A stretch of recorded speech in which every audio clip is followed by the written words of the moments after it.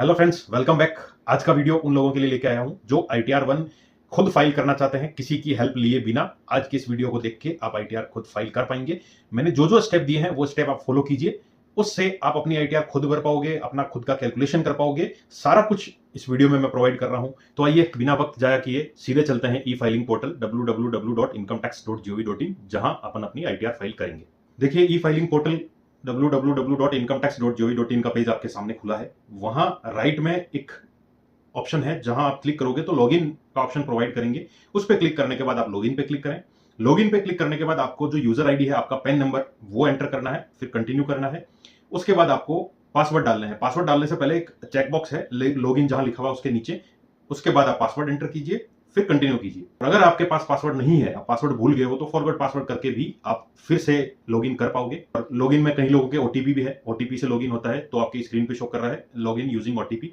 वहां आपको generate OTP पे क्लिक करना है, उसके बाद कंटिन्यू पे क्लिक करना है, फिर आई एग्री चेकबॉक्स है उस पर क्लिक करके जनरेट आधार ओटीपी पे क्लिक करना है। और आपके जो नंबर है यूआईडी से लिंक, उस पर एक ओटीपी आएगा, वो ओटीपी एंटर करें, फिर लॉगिन पे क्लिक करें। और अब आप लॉगिन कर चुके हो ई फाइलिंग पोर्टल पे, जहां अपने को अपनी इनकम टैक्स रिटर्न फाइल करनी है। तो देखिए, होम स्क्रीन पे एक ऑप्शन आ रहा है कि फाइल नाउ भी लिखा हुआ आता है फॉर असेसमेंट ईयर 2024-25। और आप अगर दूसरे वे से जाना चाहें तो ऊपर ई फाइल एक ऑप्शन है, जहां आप क्लिक करोगे तो नीचे इनकम टैक्स रिटर्न आपको ऑप्शन देगा, और वहां फाइल इनकम टैक्स रिटर्न पे जाके भी आप जा सकते हैं ई फाइलिंग पोर्टल पे, जहां अपने को ITR फाइल करनी है। मैं सीधा यहाँ पे क्लिक करना हूं फाइल नाउ पे। नेक्स्ट स्क्रीन जो आपको दिखेगी वो असेसमेंट ईयर 24-25 सेलेक्ट करना है, और जो मोड ऑफ फाइलिंग है वो ऑनलाइन सेलेक्ट करना है। फिर कंटिन्यू पे क्लिक करोगे तो आपको वहां ऑप्शन दिखाई देगा। दो ऑप्शन है कि आप पहले से कोई ITR फाइल करने की कोशिश की, आपने ड्राफ्ट में सेव है तो वहां रिज्यूम फाइलिंग कर सकते हो, और फर्स्ट टाइम फाइल कर रहे हो तो स्टार्ट न्यू फाइलिंग। मैं स्टार्ट न्यू फाइलिंग पे क्लिक करूंगा। फिर आगे ऑप्शन आएगा, आप इंडिविजुअल हो, HUF हो या अदर हो। मैं इंडिविजुअल पे टिक करके कंटिन्यू करूंगा।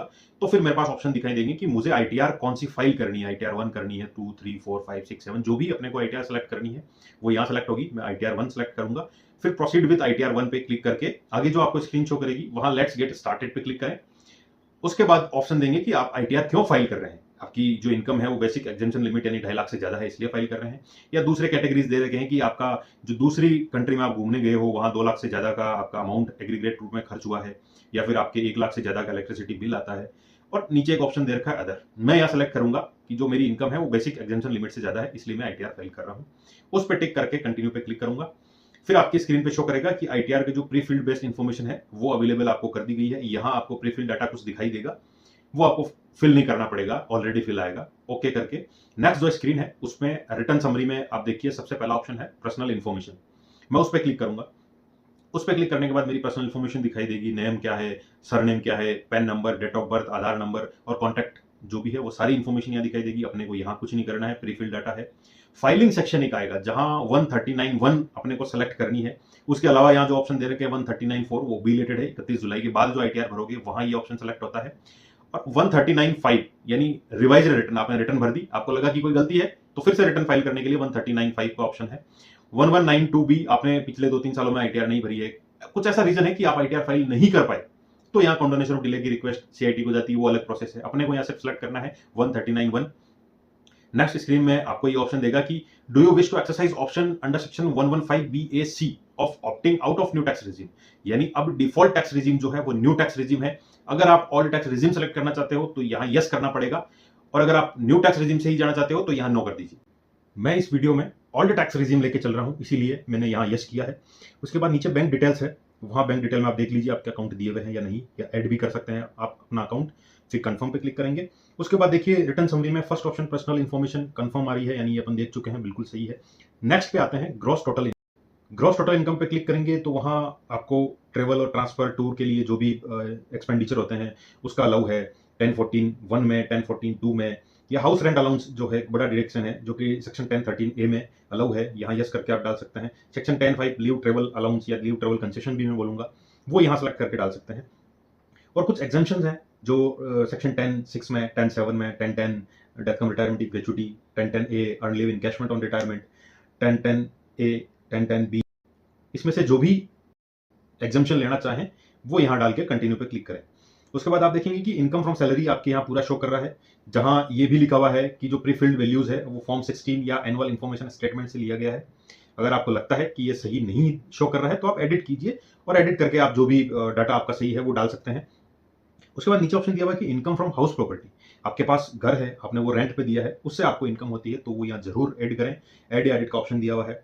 नेक्स्ट है इनकम फ्रॉम अदर सोर्सेज, जहां आप डिविडेंड ले सकते हैं, इंटरेस्ट सेविंग बैंक अकाउंट से, या कोई और इंटरेस्ट है पोस्ट ऑफिस, कोऑपरेटिव सोसाइटी, या फिर इनकम टैक्स जो रिफंड आया है उसमें इंटरेस्ट आया है। जो भी आपके इनकम फ्रॉम अदर सोर्सेज है वो यहाँ पीएफ से हो सकता है या कोई भी फैमिली पेंशन से हो सकता है, वो यहाँ एंटर करें और उसके बाद कंटिन्यू पे क्लिक करें। उसके नीचे आपको दिया हुआ रहेगा ग्रॉस टोटल इनकम आपकी ये है, और एग्जम्प्ट इनकम एक ऑप्शन है जहां कोई भी इस कैटेगरी में आपकी एग्जम्प्ट इनकम है जो कि एड अनदर करके आप करोगे तो आपको शो करेगा कि क्या क्या ऐसी एग्जम्प्ट इनकम्स है। एग्रीकल्चर इनकम होगी सेक्शन 10(10)(b)(c), सेक्शन 10(11) में, सेक्शन 10(12) में जो पीएफ से रिलेटेड है, सेक्शन 10(16), 10(17) अलाउंस जो एमपी एमएलए एमएलसी वगैरह के बदली होते हैं, section 10(17)(a) award institute by government, 10(18), 10(19), ऐसा करके काफी सारी एग्जम्प्ट इनकम है। जो भी आपकी इस कैटेगरी में आती है वो सेलेक्ट कीजिए, ऐड कीजिए। अगर नहीं है तो यहाँ आपको ऐड करने की जरूरत नहीं है, कंटिन्यू पे क्लिक कीजिए।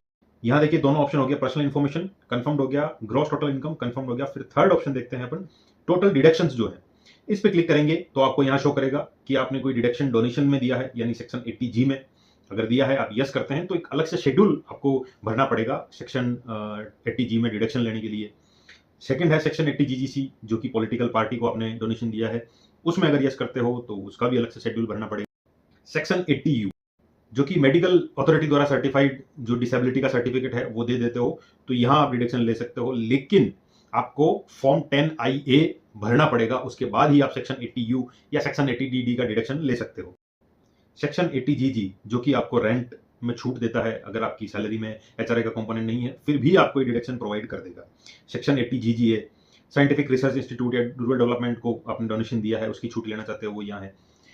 ध्यान रखिए मैंने सारे डिडक्शन से एक अलग से वीडियो है उसमें कवर किए हैं, उसका लिंक ऊपर आई बटन और डिस्क्रिप्शन में दिया हुआ है, वहां आप देख सकते हैं कि कौन कौन सा डिडक्शन किस लिमिट तक अलाउ है और किन केसेस में अलाउ है, वो सारा कुछ उस वीडियो में डिस्कस किया हुआ है, वो वहां देख सकते हैं। नेक्स्ट है सेक्शन 80C। 80C एक बहुत बड़ा क्राइटेरिया है। 80C में प्रोविडेंट फंड मान लो, LIC मान लो, कोई भी टैक्स सेविंग FD मान लो, कोई भी ELSS मान लो, टैक्स सेविंग म्यूचुअल फंड हो, बहुत सारे ऑप्शंस हैं। उस डिटेल वीडियो जो डिडक्शन से रिलेटेड है उसमें मिल जाएगा। सेक्शन 80C में डिडक्शन लेना चाहते हो तो यहाँ यस करके एंटर कीजिए। सेक्शन 80CC-D2, जो कि इंप्लॉयर का कंट्रीब्यूशन है, आपको जो सैलरी देता है आपका जो इंप्लॉयर है वो अपनी तरफ से एनपीएस में कंट्रीब्यूशन देता है, उसका डिडक्शन सेक्शन 80CC-D2 में मिलेगा। उसके अलावा सेक्शन 80D, जो कि मेडिकल से रिलेटेड है, उसके लिए भी अलग से आपको शेड्यूल भरना पड़ेगा। सेक्शन 80E, जो कि आपने अपने लिए, अपने वाइफ के लिए या बच्चों के लिए हायर एजुकेशन के लिए लोन लिया है, उसका इंटरेस्ट पे करते हो, सेक्शन 80E में उसकी छूट ले सकते हो। सेक्शन 80TTA, आपके सेविंग बैंक अकाउंट से इंटरेस्ट आता है तो उस इंटरेस्ट का डिडक्शन सेक्शन 80TTA में मिलेगा। किस एक्सटेंट तक, 10,000 रुपए तक का इंटरेस्ट अगर आता है तो वो यहाँ डिडक्शन आप 80TTA में क्लेम कर सकते हैं। 10 से ऊपर का आएगा तो वो आपकी इनकम में ऐड होगा और टैक्सेबल होगा। देखिए काफी और सेक्शन 80CCC, कोई भी पेंशन फंड में पेमेंट हो, सेक्शन 80CC-D।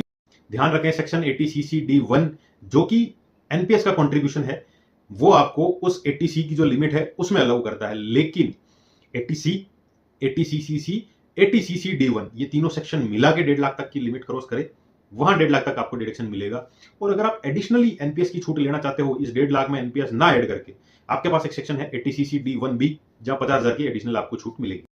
नीचे और सेक्शंस है 80DDB, medical treatment of specific disease, 80EE, 80EEA, 80EEB, ये डिडक्शन सारे आप देख सकते हो। जो भी आपको क्लेम करना है यहाँ एंटर कीजिए, जो भी अमाउंट है कंटिन्यू कीजिए। उसके बाद आपको जो वेरीफाई करोगे ये डिडक्शंस वो यहाँ शो करेगा, 80D, 80CC-D2 और बाकी सारे डिडक्शन जहां आप यहाँ सेलेक्ट कर सकते हैं, 80C, 80CCC, बहुत सारे डिडक्शन है। जिसको भी सिलेक्ट करना है सेलेक्ट कीजिए। उसके बाद नीचे आपको कंफर्म ऑप्शन दिखेगा, उस कंफर्म से जस्ट पहले देखिए जो जो आपने डिडक्शन लिए हैं उनको आप यहाँ देख सकते हैं। उसके बाद कंफर्म पे क्लिक करें। अब 3 ऑप्शन आपको कंफर्म दिख रहे हैं, personal information, gross total income और टोटल डिडक्शंस। फोर्थ ऑप्शन है टैक्स पेड, आपने कितना टैक्स पे किया है उस पर क्लिक करेंगे तो आपको सैलरी से टीडीएस कटा है वो शो करेगा, अदर देन सैलरी से कटा है वो शो करेगा, फॉर्म 16C में टीडीएस है वो शो करेगा, टीसीएस जो कि फॉर्म 27D इशू करता है कलेक्टर उसमें शो करेगा, वो यहाँ दिखेगा। एडवांस टैक्स या सेल्फ असेसमेंट टैक्स, वो सारा अमाउंट यहाँ आपको शो करेगा। आप यहाँ देख लीजिए कैलकुलेशन, अगर आपको लगे कि जितना आपका टीडीएस कटा है उतना ही यहाँ शो कर रहा है तो ठीक है, अदरवाइज आप उसको एडिट करके जितना भी अमाउंट आपका एक्सेस कटा है या कम कटा है वो एग्जैक्ट अमाउंट यहाँ एंटर कर सकते हैं। वो एंटर करने के बाद आपको नीचे दिख जाएगा टोटल टैक्सेस पेड में वो अमाउंट, नीचे कंफर्म टैब है उस पर क्लिक करें। अब 4 ऑप्शन कंफर्म दिख रहे हैं, लास्ट ऑप्शन है टोटल टैक्स लाइबिलिटी, उस पर क्लिक करेंगे तो कंप्यूटेशन दिखेगी आपको इनकम की, ग्रॉस टोटल इनकम क्या है, टोटल डिडक्शंस क्या है, तो टोटल इनकम क्या।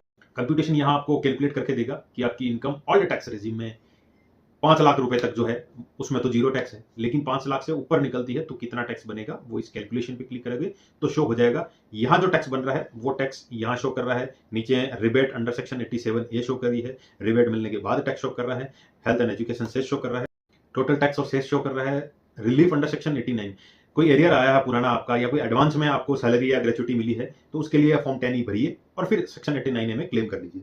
Balance tax after relief, relief के बाद का टैक्स कितना है, फिर interest section 234A 234B 234C ये तीनों का इंटरेस्ट, आप पे एडवांस टैक्स की लायबिलिटी है, आप नहीं भर पाए या बाद में भरा है तो उसकी एक अलग से कैलकुलेशन, वो यहाँ आप शो कैलकुलेशन पे क्लिक करोगे तो शो कर जाएगा। सबसे नीचे ऑप्शन दिया हुआ fees under section 234F, late filing fees 31 जुलाई से पहला आईटीआर भर लीजिए, उसके बाद भरोगे तो यहाँ 234F में आपकी लेट फीस लगेगी, इससे बचने के लिए अभी फाइल करें, यहाँ अमाउंट शो करेगा अगर 31 जुलाई के बाद अगर आप आईटीआर भरते।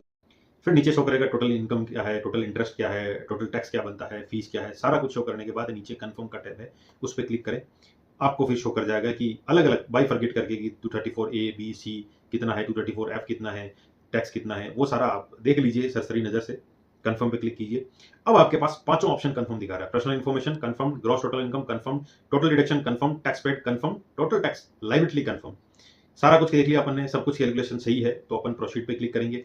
उसके बाद आपको शो कर जाएगा कैलकुलेशन आपके टैक्सेबल इनकम का, ग्रोस इनकम क्या है, डिडक्शंस क्या है और टोटल टैक्सेबल इनकम क्या है, उस पर कितना टैक्स लगेगा, इंटरेस्ट लगेगा, टैक्स कितना पे कर दिया आपने, अमाउंट कितना अब आपको पे करना, वो सारी डिटेल इस पेज पे शो करेगी।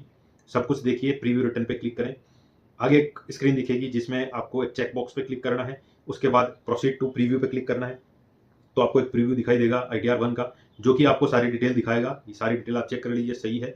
तो उसके बाद सबसे नीचे प्रोसीड टू वैलिडेशन है, उस पर क्लिक करें, उस पर क्लिक करोगे तो वैलिडेशन सक्सेसफुल हो जाएगा और प्रोसीड टू वेरिफिकेशन करें। वेरिफिकेशन पे जाने के लिए आपको ई वेरीफाई करना पड़ेगा, ई वेरीफाई आप ओटीपी से कर सकते हो, ई वेरीफाई बाद में भी कर सकते हो, लेकिन ध्यान दें ई वेरीफाई आपको विद इन 30 डेज में करना है, अदरवाइज आपकी रिटर्न प्रोसेस की भी नहीं मानी जाएगी। मैं यहाँ सेलेक्ट कर रहा हूँ ई वेरीफाई नाउ क्योंकि सबसे इजीएस्ट यही है, आपके आधार के जो नंबर है, कॉन्टैक्ट नंबर आधार में जो दिए हुए हैं उस पर ओटीपी आएगा, ओटीपी एंटर करोगे वेरीफाई हो जाएगा, कोई झंझट नहीं है। मैं यहाँ सेलेक्ट करूंगा I would like to verify using OTP on mobile number registered with Aadhaar, click किया, कंटिन्यू पे क्लिक किया, आई एग्री एक चेकबॉक्स है उस पर टिक किया, जनरेट आधार ओटीपी पे क्लिक किया, ओटीपी मेरे पास आ गई, ओटीपी मैंने एंटर कर दी, वेरीफाई कर दिया, यानी मेरी रिटर्न फाइल हो चुकी है। मैंने आईटीआर 1 की जो न्यू टैक्स रेजिम से आईटीआर फाइल करते हैं उसका भी अलग से वीडियो दिया है जिसका लिंक आई बटन में है, डिस्क्रिप्शन में है, एंड स्क्रीन में है, वो भी आप देख सकते हैं कि आपकी न्यू टैक्स रेजिम में कितना टैक्स बनेगा, और भी काफी सारी इन्फॉर्मेशन इनकम टैक्स रिलेटेड मैंने प्रोवाइड की है जो कि आपको मेरे चैनल पे मिल जाएगी। इन्फॉर्मेशन ज्यादा से ज्यादा लोगों तक शेयर करें, लोगों को अवेयर करें और चैनल को सब्सक्राइब करवाएं।